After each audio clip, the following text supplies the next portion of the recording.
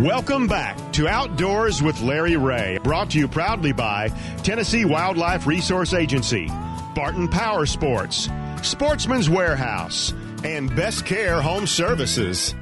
Hey, welcome back to Outdoors with Larry Ray on this Thanksgiving weekend. Of course, being 4th Saturday, that means that Ron Wong is in the studio. And good morning, Ron. Good morning, everybody. And it's a beautiful day in the neighborhood. It's a great day. It's a great day. And all the hunters are in the woods, and you can go fishing. I am going fishing as soon as I leave the studio. Well, we know what the other guy's going to do. He's going to hobble to the duck blind, probably. I thought he had something else to do. I'll be heading to Stuttgart. Yeah, he's heading to Stuttgart. And not to hunt today. No, but you'll hunt tomorrow, he's got right? something. Oh, yeah, I'll hunt tomorrow. Yeah, he's got something else to do this afternoon tonight. That's right. But he is the man. Can we not mention that? We can. Yeah, we can. All right, Bill is one of the 5 judges for the World Championship of Duck Calling in downtown Stuttgart. Yes, sir. And a great honor for Bill to do that. And starts at 2:00 today, so everybody still has time to get over. And the festival's been going on, the parades and everything else has been happening. And we got a couple of guys on the line with us that Bill knows, I know. And when it comes to talking ducks and waterfowl, who better to talk to than the folks at Mojo Outdoors? It seems like yesterday that I got a call from Tommy Aiken and said, hey, you need to write a story about this Mojo group down there. Right. And Aiken is still saying that. Yep. And they continue to come up with amazing products. So we got Ramsey Russell out of Brandon, Mississippi, getducks.com. Good morning, Ramsey. How you doing? We're doing great, talking ducks, and got my interpreter on here with me also, one of the legends of the outdoors and longtime guest on Outdoors with Larry Ray over our 18 years on the air, and that's our good friend Terry Denman. Good morning, Terry. Good morning to y'all. All right, so we can get to the duck side with Ramsey and talk a little about the duck side of the season and things along that. And then we're going to switch over to Terry a little bit there because we're going to find out what's going on at Mojo because, golly. There's a collaborative effort between these two. There is? That people need to know about. I tell think them. that's where you're going. That's where I'm going, yeah. But, okay, you go ahead. Well, you're doing a good job. You go ahead. What is it? Well, it's the Ramzilla decoy. That's what I was coming to it. Okay. But we've already talked about that. Talk about it. All right, how's it feel to have a decoy named after you, Ramsey? Well, it's called a Spoonzilla. That's right. It feels good. It feels good. It feels good to have a decoy. The original practical joke decoy that we played on Mr. Terry Denman was we called it Ramzilla because in an Arkansas duck camp, because me and my sons would shoot spoonies. I mean, my favorite duck is the next one over the decoys. They started calling the spoonies Ramzilla, and kind of a hybrid between Spoonzilla and Ramsey. And heck, I wasn't ashamed. I owned it. And so when I presented this practical joke decoy to yeah, we're losing you there, Ramsey. But Terry is picking this up. And, Terry, when you hear him tell it, is this story halfway true?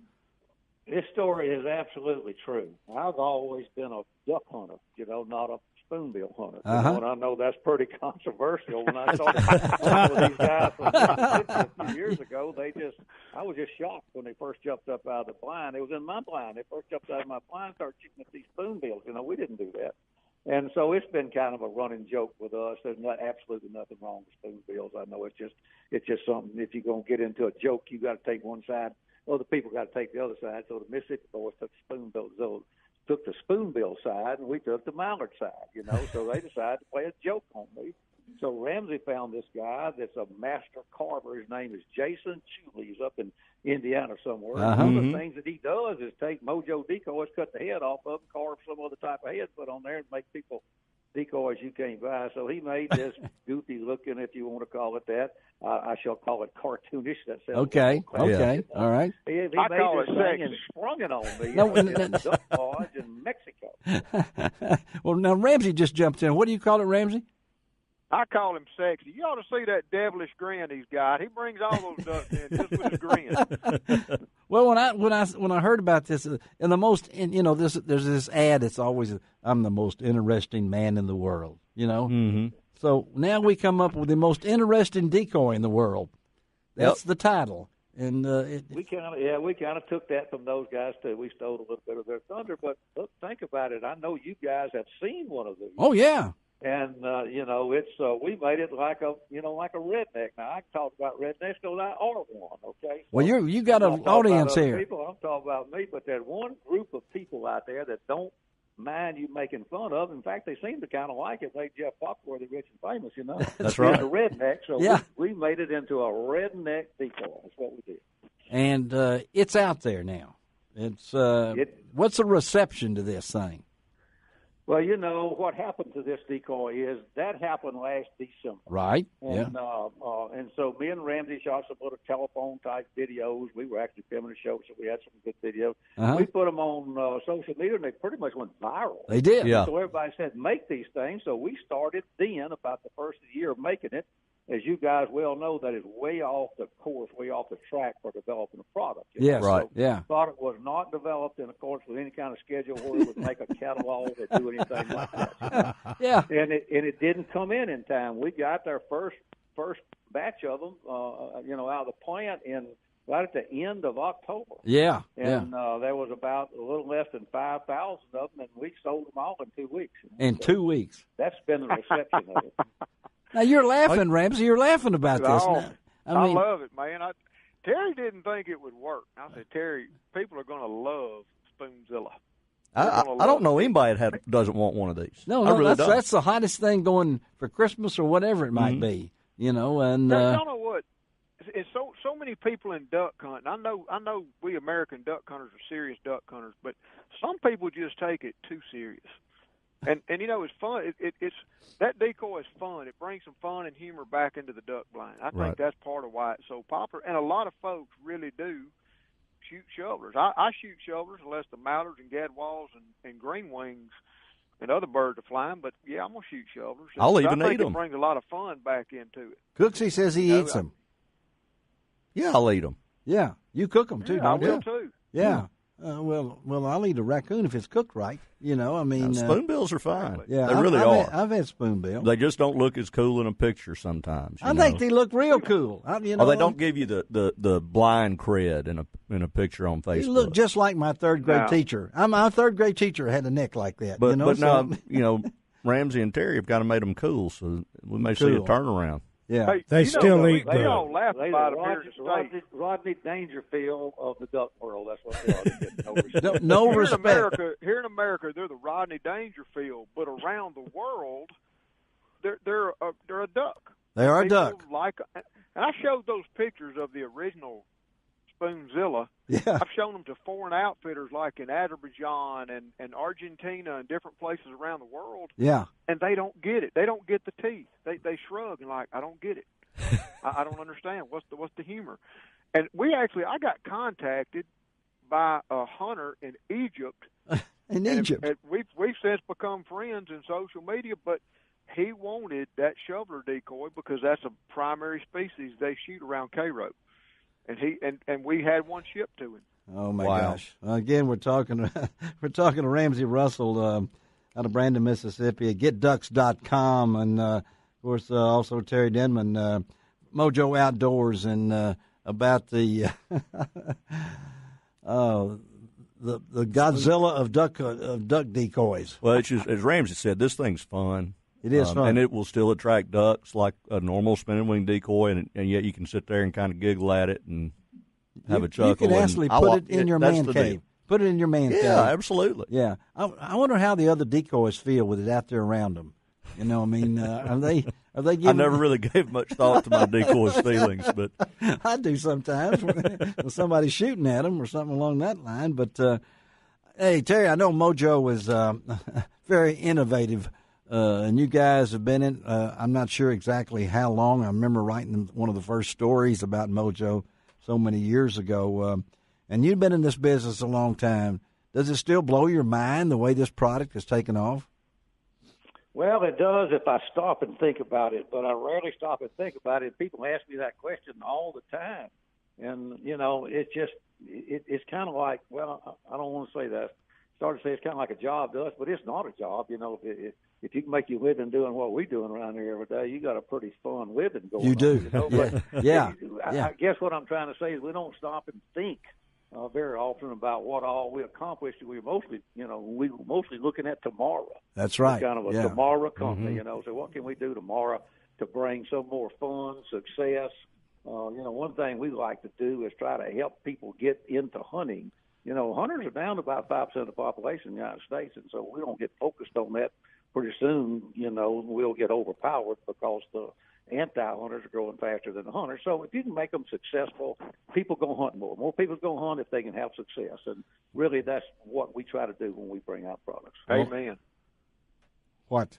Amen. Well, I'll tell you what, I'm looking at the Spoonzilla here. My show producer had to call it up, and she's looked at it too. And I think even a non-duck hunter would like this and sitting in their room or something. You can't help but smile when you look at it. Obviously, and we it's need more to smiles. an American duck hunter. Yeah, we need more smiles when it comes down to the Spoonzilla and things along that line. But, hey, Ramsey, we couldn't talk a little bit about GetDucks.com. You got a cool website. Tell our listeners a little about that. We're a travel company that specializes in duck hunts internationally. Our motto is it's duck season somewhere, and we are presently hunting ducks on 6 continents. 6 continents. Wow. 6 continents, probably 22, 23 countries. Places you wouldn't imagine. We've been to Pakistan. We've been to Azerbaijan. We've been to Romania. That save you money. Don't go to Romania. Country, but terrible duck hunting. We do a lot down in Mexico and Argentina, and I go down and scout and make sure they're what they say they're going to be, and we've since evolved to where we meet outfitters and then help them develop programs, because after 17 years of dealing with American duck hunters, we know what their expectations are. Well, we know what they want. And I tell folks very respectfully, a lot of clients will call up, say, Argentina, and they'll start talking 5-star lodging. And I'm like, if you want a 5-star vacation, take your wife to Italy. Yeah. If you want to shoot a lot of ducks, call me. Yeah. We've got great accommodations, real authentic food, but it's like this. You can stay in a fancy hotel anywhere in the world, the Hilton. You can stay in a Hilton anywhere in the world. But when I go to Argentina, I want to stay in Argentina. I want to stay in country. I want to stay in nice, authentic accommodations with authentic food. But most importantly, I want to shoot a lot of ducks. And that's the way our clients are. And we've been very successful. So we've got 2 kinds of clients. One that just want a trigger pulling vacation. They want to go shoot a lot of ducks. Yeah. Way more than we can shoot in the States legally. But then we've got another faction of clients. They want to shoot species that you can't find anywhere else. I'm talking bar-headed geese or pink-eared ducks or red-crested poachers, ducks that people have not even heard of. So it needs to be on your bucket list, folks. Go to GetDucks.com and find out about the trips. I know this is a long way from what you ever dreamed of, Ramsey. I can imagine that you never thought you'd be doing this. And I never did. I never would have dreamed it. I'm a wildlife biologist and a forester by training, and if we just fell into it because I saved my money. I was young. I had my first job. It was hard to come by. Money was, but I saved my money and went to Canada, and it was an unmitigated disaster. You can't make up the crazy things that happened on that trip, that joke of a trip, I should say. And I started doing a little due diligence, and I talked some friends into going back to Canada with a new outfitter I'd found. And 3 or 4 years later, so many friends were coming with me that the outfitter said, "Hey, you know what?" I said, "What?" He says, "I need you to book trips." And I said, "Man, I'm a forester with the federal government. I don't know anything about that." But that's how it started, humbly enough. It was just helping this guy in Canada. We got to get you back on to tell that story. And, of course, always great to have Terry on. And, Terry, I know to get in touch with Mojo, what do folks need to do? Oh, just go to MojoOutdoors.com. It'll give you telephone numbers. You can send an email, just whatever, You can call down there. You can email. You can text us. You can send us messages on social media. It's not hard to get a hold of Mojo. And what's your Twitter account? I do not know. I don't do Twitter myself, and I really don't know what that is. You're Facebook and Instagram. You're my man, Terry. You stay just like that, okay? I mean, we'll hang together, okay? Hey, buddies, thank y'all. Thanks for both of you guys for being on Outdoors with Larry Ray. We'll stay in touch. Hope y'all have a great Christmas holiday and sell a bunch. If they are available, right? Spoonzillas are you sold out of them? You got them now?